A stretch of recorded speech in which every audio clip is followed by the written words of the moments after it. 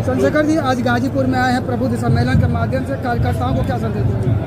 देखिए, प्रबुद्ध सम्मेलन के जरिए हमने इस पूरे मंडल के जितने बुद्धिजीवी लोग, प्रधान हैं, जिला पंचायत के सदस्य हैं, पढ़े लिखे लोग हैं, व्यापारी हैं, उन सबको आज बुलाया था कि वो कैसा उत्तर प्रदेश चाहते हैं। पिछले 15 साल का सूखा हक वंचित बहुजन समाज के खाते में आया। पिछले 15 साल हो जाएंगे 2027 में कि वो जुल्म, जाति, अन्याय, अत्याचार के शिकार हो रहे हैं और सरकार की जो योजनाएं हैं वो भी ऊंचे मकान और फीके पकवान जैसी। इसलिए हक वंचित समाज में भाईचारा बना के और बूथ सेक्टर संगठन को जो है, विधानसभा के संगठन को मजबूत करके आजाद समाज पार्टी 2027 के चुनाव को मजबूती से लड़ेगी और जो त्रिस्तरीय पंचायत चुनाव हैं उनको भी बहुत मजबूती से लड़ेगी। उसी की तैयारी के लिए मंडल वाइज ये समीक्षाएं और प्रबुद्ध सम्मेलन चल रहे हैं। इसके बाद भी पदाधिकारियों का अलग से कार्यक्रम है जिसमें उनको गाइडलाइन दी जाए किस तरह से उनको अगले 2 महीने काम करना है। फिर समीक्षा करके जो भाईचारा कमेटियां 12 जातियों का भाईचारा संगठन हमने बनाया है उसको किस तरह दुरुस्त करना है और वोट तैयार करनी है और वोट के जरिए इस हक वंचित समाज को शासक बनाया है, इसकी तैयारी हम लोग कर रहे हैं। सर, बसपा में कौन सी कमी रह गई थी कि आप उसको पूरा करना चाहते हैं? पिछले 15 साल का जो सूखा हुआ है उन्हीं की वजह से है। अगर वो सूखा ना होता तो शायद हम लोग की जरूरत ना पड़ती। आप ये समझिए, हमारे लोगों ने जितना भी प्रयास कर सकते थे किया, लेकिन वो सूखा खत्म नहीं हो रहा है। वो सूखा उत्तर प्रदेश में तो इस बार लोकसभा में भी दिख गया कि जनता किस तरफ है। जनता आजाद समाज पार्टी के रूप में इस वृक्ष को, इस पेड़ को वृक्ष बनाना चाहती है और इसकी छाव में अपने अधिकारों की रक्षा करना चाहती है। वो जानते हैं, लोग भी ये समझ रहे हैं कि 4.5 साल जब उन पर अन्याय होता है, जुल्म जाती होती है, सरकार की गलत नीति के खिलाफ अगर कोई लड़ता है तो आजाद समाज पार्टी लड़ती है। तो आजाद समाज पार्टी को ताकत देके उनको अपना और आने वाले अपनी नस्लों का भविष्य सुधारना है और मान सम्मान का जीवन प्राप्त करना है। आप अखबार उठा के देखो, रोज खबर आती है कि बहन बेटियों पे बलात्कार हो रहे हैं, रोज खबर आती है कि गरीबों की जमीन छीनी जा रही है, रोज खबर आती है कि लोगों को मार के लटकाया जा रहा है और वो परिवार ही सड़कों पे आंदोलन करते घूम रहे, कोई सुनने वाला नहीं। ये तब हो रहा है उस सरकार के संरक्षण में हो रहा है जो सरकार ये वादा करती है कि हमारी कानून व्यवस्था बहुत अच्छी है। कानून व्यवस्था बहुत बुरी है और जनता इस जंगल राज से मुक्ति चाहती है, वो मुक्ति का विकल्प चाहती है और आजाद समाज पार्टी एक ऐसा दल है जो सभी को साथ लेकर चल रहा है। इसलिए मेरा विश्वास है कार्यकर्ताओं की मेहनत संघर्ष से आजाद समाज पार्टी ताकतवर होकर उत्तर प्रदेश की सत्ता में आएगी और 403 विधानसभाओं पे हमारा ये जो संघर्ष है वो तेजी से आगे बढ़ेगा। अगले 1.5 साल में हम अपने बूथ सेक्टर विधानसभा कमेटी को मजबूत करके विधानसभा की तैयारी को मजबूती से आगे बढ़ाएंगे। सर, गठबंधन का कोई संबंध है कि नहीं? जनता से गठबंधन बहुत मजबूत है। पार्टियों से सर? पार्टियों का गठबंधन तो टूटता रहता है, पार्टियों के चक्कर में नहीं पड़ना है, जनता के हितों की रक्षा करनी है। अखिलेश यादव क्या बसपा कभी दलित? अरे भाई साहब, वही रहा, हम चल जाइए सर। एक अभी जिला पंचायत का त्रिस्तरीय चुनाव आ रहा है, उसके बाद फिर 2027 में चुनाव आएगा उत्तर प्रदेश का। इस चुनाव को आजाद समाज पार्टी कैसे लड़ने जा रही है? देखिए, आजाद समाज पार्टी लोगों के बीच में पहुंच रही है। एक तरफ वो दल हैं जो पैसों के आधार पर आगे बढ़ रहे हैं, दूसरी तरफ मेहनत करने वाले दल हैं जो जनता के मुद्दों को लेकर आगे बढ़ रहे हैं। आज शिक्षा के नाम पे बाजारीकरण उत्तर प्रदेश में हो रहा है, नहीं हो रहा। प्राइवेट स्कूल किस तरह से लोगों की खाल खींच रहे हैं। हर साल नया सिलेबस देते हैं, सिलेबस के लिए दुकान बताते हैं कि वहीं से किताबें मिलेगी, फीस अपने आप तय करते हैं। गरीब अभिभावक परेशान हैं, सरकार ने कोई सुध नहीं। अस्पतालों में किस तरह की चोर बाजारी हो रही है, गरीबों की जेब काटी जा रही है, ये भी किसी छिपाव नहीं है। थानों से लेकर सरकारी दफ्तरों में रोज अधिकारी कर्मचारी पकड़े जा रहे हैं रिश्वत लेते हुए। जनता सड़कों पे आने को मजबूर है, सुसाइड कर रही है। किसान परेशान है, समय पे डीपी नहीं मिलता, समय पे जो है यूरिया नहीं मिलता और उसके दाम भी सरकार तय कर रही है और उसकी जो संख्या है उसमें भी कटौती कर रही है। चारों तरफ से महंगाई तो एक मुद्दा है, भ्रष्टाचार एक मुद्दा है, क्या गठबंधन भी एक मुद्दा रहेगा चुनाव में?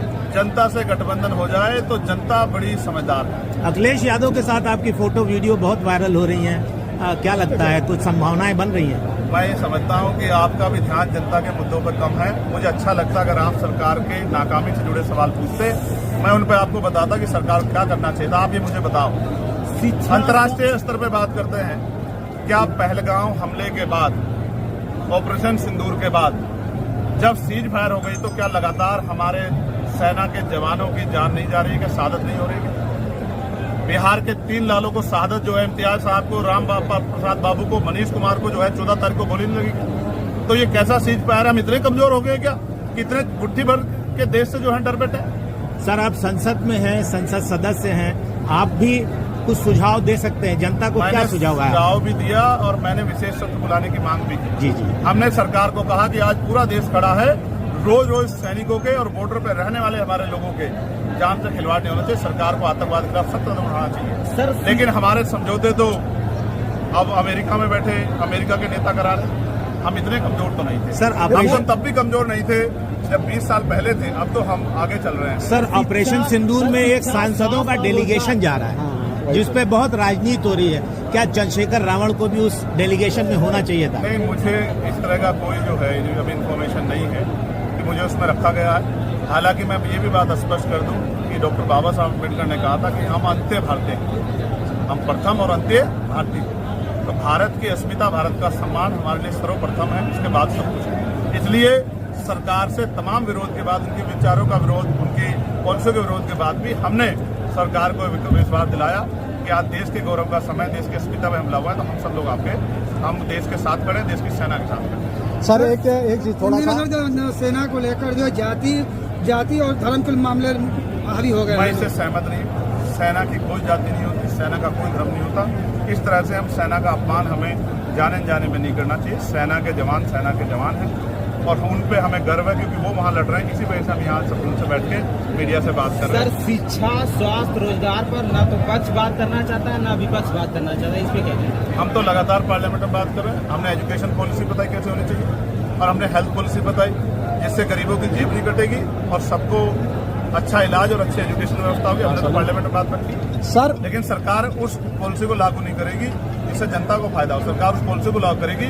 जिससे पूंजीपतियों को फायदा हो। सर, अगर मुख्यमंत्री आपको बना दिया उसमें शशि थरूर के नाम को जो सबसे आगे आ गया है, उसको लेकर कांग्रेस लगातार विरोध कर रही है। यार, मैं आजाद समाज पार्टी के विषय से ये कह रहा हूँ कि सरकार ने केंद्रीय जनगणना की बात की है, उसकी टाइमलाइन भी तय कर दें, डेडलाइन भी तय कर दें तो ज़्यादा अच्छा हो जाएगा, वरना ये चुनावी जमला हो जाएगा और चुनावी जमले के बाद सरकार को जनता के गुस्से से, आक्रोश से जो है रूबरू होना पड़ेगा। सर, एक छोटा सा सवाल, जिला त्रिस्तरीय पंचायत चुनाव और जो विधानसभा चुनाव होगा, आजाद समाज पार्टी क्या सारी सीटों पे अपने चुनाव लड़ाएगी या? जिला पंचायत का चुनाव आजाद समाज पार्टी अपने बलबूते पे, त्रिस्तरीय पंचायत चुनाव अपने बलबूते पे लड़ेगी और बाकी के फैसले पार्टी के होंगे। लेकिन मैं आपको पूछना चाहता हूँ और बताना चाहता हूँ, गाजीपुर की सड़कें मैंने यहाँ देखी। जी सर। क्या आप ईमानदारी से बताइए, क्या गाजीपुर की सड़कें इस सरकार के झूठ का खुलासा करती नहीं करती? क्या हाल है गाजीपुर का? गंदगी की क्या हाल है? पानी की व्यवस्था क्या हाल है? आप बताइए, क्या गाजीपुर की सड़कों के लिए मुख्यमंत्री जवाबदेह हैं या नहीं है?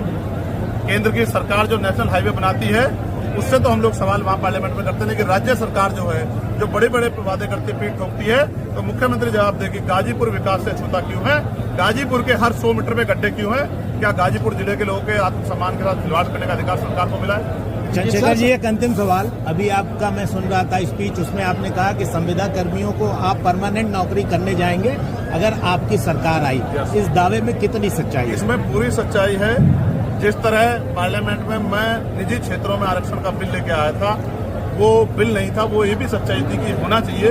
उसी तरह से जितने संविदाकर्मी भाई हैं जो अलग अलग डिपार्टमेंट में आज डर रहे हैं कि कल उनकी नौकरी पे खतरा पैदा हो सकता है, मैं उन सबको विश्वास दिलाता हूँ कि वो घबराए नहीं, वो सेवा कर रहे हैं, उनकी सेवा को पक्की सेवा करने का हम लोग करेंगे। ठीक सर, बाबा साहब के संविधान के अनुसार सर, अब ये बीजेपी नेताओं से आप पूछना सर, संविधान के अनुसार बाबा साहब कह रहे थे कि शिक्षित बनो, संगठित माने शिक्षित बनो, संगठित हो, संघर्ष करो। तो संगठित कहाँ? 2 पार्टियां कहीं ना कहीं लग रही है, एक बसपा और एक आपकी पार्टी। आप ही को लग रही है, पता नहीं पता नहीं आप ही को क्यों लग रही है। एक आदमी घर से निकल रहा है, एक आदमी सड़कों पे खाप छान रहा है, एक आदमी के पैसे से बुलाए से लोग नहीं आ रहे, एक आदमी के यहाँ बैठने की जगह नहीं है। सर, बीजेपी सरकार ये दावा कर रही है। मैं ये कह दूं कि आपका चैनल ना चले इसलिए इनका चैनल बंद कर देना चाहिए। ये लोकतंत्र में बाबा साहब ने कहाँ कहा है? सर, बीजेपी सरकार ये दावा करती है कि सबसे बेहतरीन कानून व्यवस्था हमारी सरकार में, कितना सच्चाई है सर? अगर